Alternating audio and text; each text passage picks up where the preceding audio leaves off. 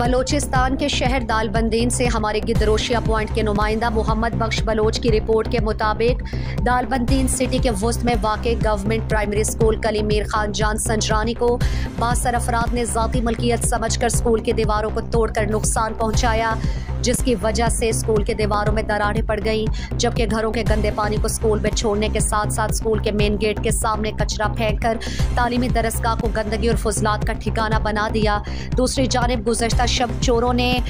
जो है वो स्कूल की छतों को तोड़कर टाइल टेर भी ले गए, जबकि स्कूल के असातिज़ा और बच्चे खुद को गैर महफूज समझते हुए ज़हनी कोफ्त में मुब्तला होने लगे। दालबंदीन के समाजी हलकों समेत स्कूल इंतज़ामिया ने डिप्टी कमिश्नर चागी हुसैन जान बलोच समेत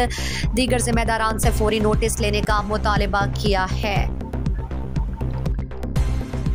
मज़ीद दिलचस्प मालूमात और खबरों से आगाह होने के लिए Gedrosia point Facebook page, Instagram, Twitter को फॉलो और यूट्यूब चैनल को सब्सक्राइब करें। बेल आइकॉन बटन दबाना ना भूलें